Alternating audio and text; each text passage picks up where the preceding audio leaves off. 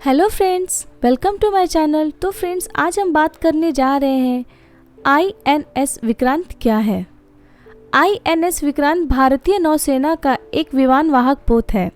भारत के पहले विमान वाहक पोत विक्रांत के रूप में इसका नाम विक्रांत रखा गया है। 25 साल बाद हुआ आईएनएस विक्रांत का पुनर्जन्म। 31 जनवरी 1997 को नेवी से आईएनएस विक्रांत को रिटायर कर दिया गया था। अब तकरीबन 25 साल बाद एक बार फिर से आईएनएस विक्रांत का पुनर्जन्म हो रहा है। 1971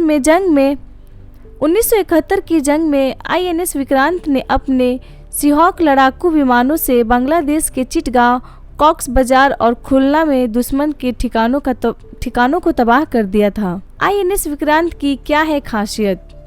भारत का पहला स्वदेशी एयरक्राफ्ट कैरियर है। भारत में बना सबसे बड़ा युद्धपोत है।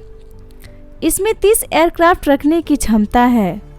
आईएनएस विक्रांत दुनिया में 7वां सबसे बड़ा एयरक्राफ्ट कैरियर होगा।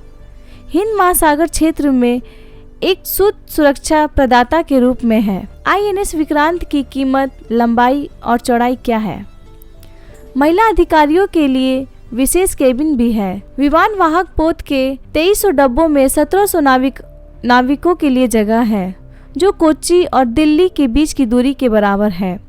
आईएनएस विक्रांत की कुल केबल बिछाने की लंबाई 2400 किलोमीटर है। आईएनएस विक्रांत की कीमत 20,000 करोड़ है। इसका वजन 40,000 टन है। इसकी लंबाई 262 मीटर है, वहीं इसकी चौड़ाई 62 मीटर है। आईएनएस विक्रांत में कितने एयरक्राफ्ट होंगे तैनात? इस पर 30 फाइटर जेट्स तैनात किए गए हैं। MiG-29 के कामोव 31 और MH-60R मल्टी रोल हेलीकॉप्टर भी शामिल हैं। विक्रांत में MiG-29 के ब्लैक पैंथर फाइटर जेट तैनात होंगे। TIDBF यानी twin engine deck based fighter jet होगा। आईएनएस विक्रांत से 32 बराक 8 मिसाइल दागी जा सकेंगी। इसमें जितनी बिजली पैदा होती है उससे 5000 घरों को रोशन किया जा सकता है। आईएनएस विक्रांत पर है ये सुविधाएं। ये 28 समुद्री मील की अधिकतम डिज़ाइन गति के साथ एक बार में 7,500 समुद्री मील की दूरी तय कर सकता है, जो लगभग 14,000 किलोमीटर के बराबर है। इसमें 18 मंजिले ऊंचे एयरक्राफ्ट हैं। इंडियन इकोनॉमी को मिला बढ़ावा। लगभग 80 से 85% रकम भारतीय इकोनॉमी में लगी है। इसमें 76% स्वदेशी सामग्री का उपयोग किया गया है।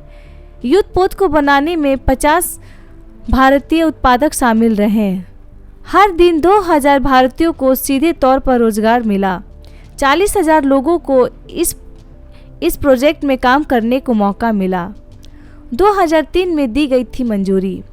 स्वदेशी विमान वाहक के डिज़ाइन और निर्माण को जनवरी 2003 में मंजूरी दी गई थी। जहाज रानी मंत्रालय के तहत कोच्चि शिपयार्ड लिमिटेड को जहाज बनाने का काम सौंपा गया था। विक्रांत के निर्माण के लिए जरूरी युद्धपोत स्तर की स्टील को स्टील अथॉरिटी ऑफ इंडिया से तैयार करवाया गया। स्टील को तैयार करने में भारतीय नौसेना और रक्षा अनुसंधान एवं विकास प्रयोगशाला की भी मदद ली गई। 100 से ज़्यादा मध्यम और लघु उद्योगों ने भी इस पोत पर लगे स्वदेशी उपकरणों और मशीनरी को निर्माण में मदद की। आईएनएस विक्रांत की स्पीड, जहां इसकी अधिकतम स्पीड 51 किलोमीटर प्रति घंटा है, इसकी सामान्य गति 18 नॉट्स यानी 33 किलोमीटर प्रति घंटा तक है। पुराने आईएनएस विक्रांत भारतीय नौसेना का पहला विमान वाहक पोत था।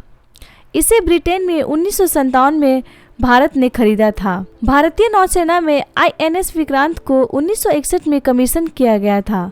पुराने आईएनएस विक्रांत 700 फीट लंबा था। पुराने युद्धपोत की रफ्तार 46 किलोमीटर प्रति घंटा थी।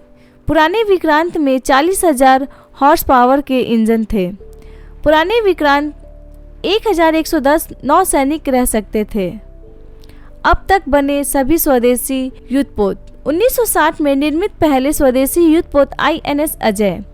1968 में निर्मित पहले स्वदेशी हल्के युद्धपोत आईएनएस नीलगिरी के बाद अब पहले स्वदेशी रूप में डिजाइन और निर्मित किए गए हैं। INS विक्रांत, इसके डिजाइन और निर्माण में लगभग 17 साल लगे। इस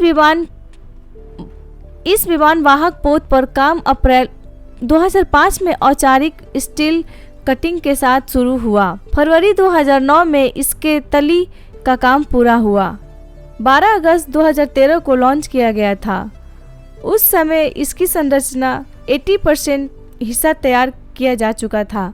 भारत में समुद्री इतिहास में अब तक के सबसे बड़े जहाज INS विक्रांत को 2 सितंबर 2022 को लॉन्च कर दिया गया। तो फ्रेंड्स, आपको मेरा वीडियो कैसा लगा तो प्लीज़ मेरे चैनल को सब्सक्राइब करिए, कमेंट करिए, लाइक करिए